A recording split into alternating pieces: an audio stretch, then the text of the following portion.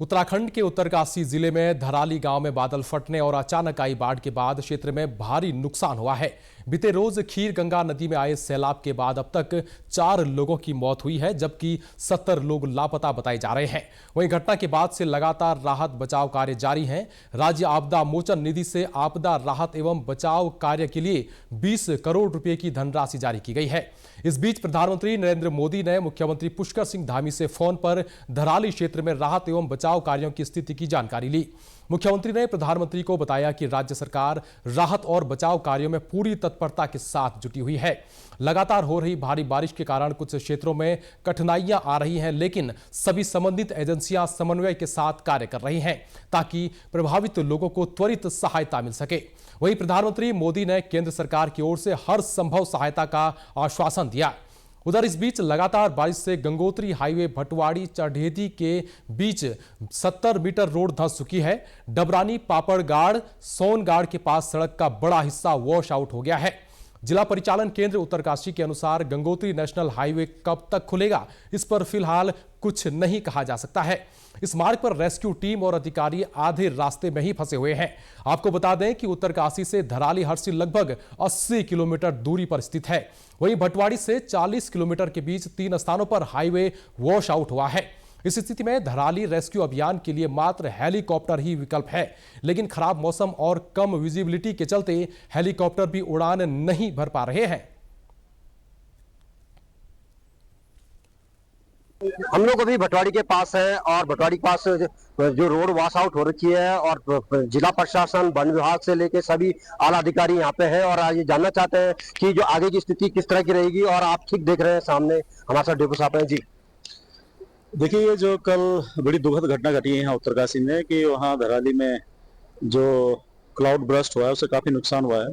तो पूरा district administration, पूरा जो हमारा IRS सिस्टम है वो पूरा एक्टिवेट है। DM साहब, SP साहब लोग कल ही चले गए थे। हम लोग कल यहाँ पे देख रहे थे क्योंकि ये उम्मीद थी कि रात को अगर पानी ज्यादा आ गया तो नदी किनारे के आसपास के क्षेत्रों को खाली कराना था, उनकी व्यवस्था करनी थी, तो उस पर सब लोग लगे हुए थे। आज निर्देश था कि जैसे माननीय मुख्यमंत्री जी का कार्यक्रम बन रहा है वहाँ पे आने का, तो उसके लिए निर्देश था कि भाई वहाँ जाने का था। तो हम लोग भी अभी जैसे वहीं जा रहे थे व्यवस्थाओं के लिए, लेकिन अभी भटवाड़ी के आगे ये करीबन 70-80 मीटर ये पूरी सड़क जो है एकदम साफ हो गई है और अभी जल्दी से इसके खुलने की कोई संभावना भी नहीं दिख रही है। तो इस तरह की कई चीजें हैं। मतलब आप देख रहे होंगे कि रेस्क्यू प्राप्त करने के लिए पूरा प्रशासन तत्पर है, लेकिन जो प्राकृतिक इस तरह की दिक्कतें आ रही हैं उससे भी जूझना पड़ रहा है। आपके स्टाफ वन विभाग का ऊपर है, आपकी बात हुई वहाँ पे? जी, हमारा वहाँ पे रेंज ऑफिसर गंगोत्री और उनका पूरा स्टाफ वहाँ पे था। इनफैक्ट जिस समय घटना घटी तो वो मुखेम के आसपास थे, वहां से उन्होंने उसकी लाइव वो भी फुटेज भेजे थे और उसके बाद उनको भी डायरेक्ट कर दिया गया था कि वहाँ पे जो भी आपदा रेस्क्यू तंत्र हमारा है, NDRF है, SDRF है, पुलिस है, ITBP है, इवन सेना के लोग हैं, तो उनको वहाँ पे कहा गया था। और हमारा भी जो स्टाफ था उनको भी निर्देशित किया गया था कि वो भी वहाँ पे रेस्क्यू ऑपरेशन में पार्टिसिपेट करेंगे। लेकिन वहाँ से जाने के बाद कल से हम रात भर ट्राई करते रहे, वो किसी स्टाफ से फोन पे बात नहीं हो पा रही है। हमारे साथ गंगोत्री नेशनल पार्क के देखो है, आइए जानना चाहते हैं आपके जो स्टाफ है, आपकी वार्ता हुई की? स्टाफ से सीधे बात तो नहीं हो पाई है, लेकिन ITBP के माध्यम से हमने पता किया तो भैरव घाटी से और गंगोत्री की तरफ से स्थिति सामान्य है और सभी स्टाफ सुरक्षित है। जी बिल्कुल, जिस तरह से सभी लोग इंतजार कर रहे हैं कि कब बाढ़ खुलेगा। उत्तरकाशी से दूरदर्शन समाचार, दिग्विर बिष्ट। वहीं इस घटना के बाद मुख्यमंत्री ने उत्तरकाशी में आपदा प्रभावित क्षेत्र का हवाई निरीक्षण किया। इसके बाद उन्होंने उत्तरकाशी में स्थापित आपदा नियंत्रण कक्ष से राहत एवं बचाव कार्यों की गहन समीक्षा की। साथ ही अन्य प्रभावित इलाकों का भी दौरा किया। मुख्यमंत्री पुष्कर सिंह धामी ने अधिकारियों और सुरक्षा एजेंसियों के प्रतिनिधियों से बातचीत कर मौके की हर स्थिति की जानकारी ली और राहत कार्यों को तेज करने के निर्देश दिए। मुख्यमंत्री ने बताया कि धराली क्षेत्र में मेडिकल और रेस्क्यू कैंप्स की स्थापना कर दी गई है। प्रभावित लोगों के लिए भोजन, चिकित्सा और अन्य आवश्यक सामग्री की पर्याप्त व्यवस्था की जा रही है। उन्होंने कहा कि राहत और बचाव कार्य युद्ध स्तर पर जारी है और हर जरूरी संसाधन तैनात किया जा चुका है। भारतीय वायुसेना के चिनूक और Mi-17 हेलीकॉप्टर पूरी तरह से तैयार हैं ताकि जरूरत पड़ने पर प्रभावित क्षेत्रों में तत्काल राहत पहुंचाई जा सके।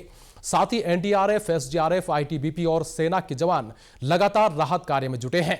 मुख्यमंत्री ने भरोसा दिलाया कि राज्य सरकार हर प्रभावित नागरिक तक सहायता पहुंचाने के लिए पूरी तरह कटिबद्ध है।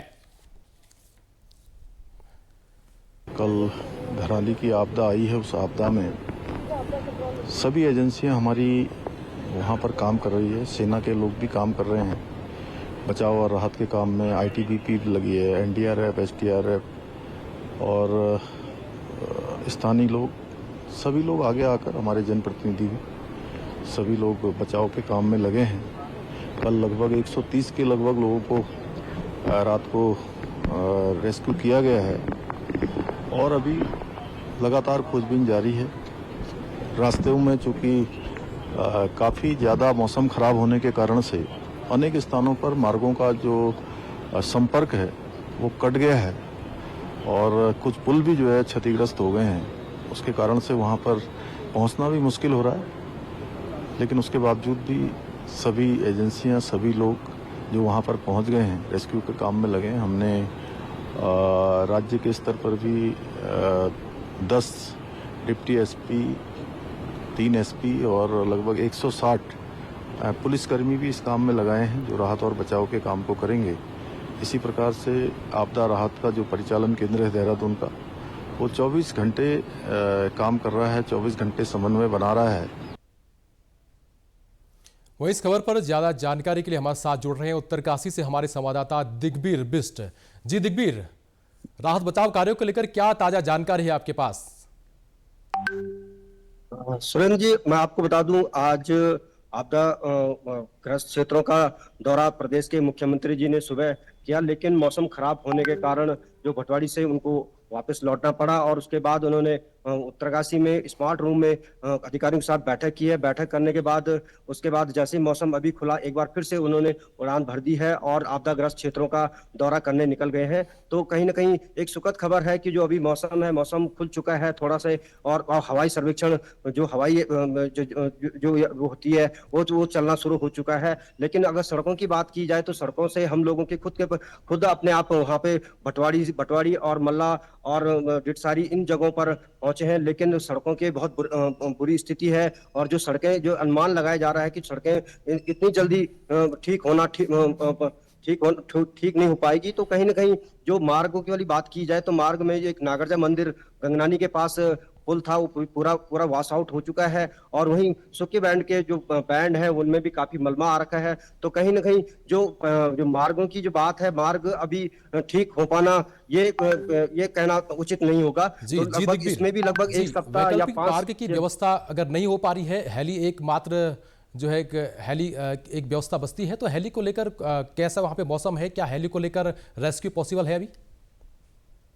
जी बिल्कुल ही, आपको बता दें कि जिस तरह से मौसम अभी खुल गया है और खुलने के बाद जो हेली सेवाएं शुरू हो चुकी है और हेली सेवाओं से ही राहत सामग्री और अन्य रेस्क्यू कार्य किए जाएंगे। लेकिन अभी मार्गों की स्थिति ठीक नहीं है। तो जिस तरह से जो अभी पूरा प्रशासन, जो आला अधिकारी, जो सरकार की तरफ से, शासन की तरफ से जो अधिकारी नियुक्त किए गए आईएएस लेवल के, वो भी स्मार्ट रूम में बैठ के पूरी मॉनिटरिंग कर रहे हैं और किस तरह से वहां पे राहत बचाव का कार्य किया जाए, इस पे पूरी गहन चर्चा की जा रही है। तो कहीं ना कहीं जो अब मौसम खुलेगा तो मौसम खुलने के बाद राहत बचाव कार्य में तेजी आएगी। ठीक, शुक्रिया दिग्बीर तमाम जानकारी के लिए।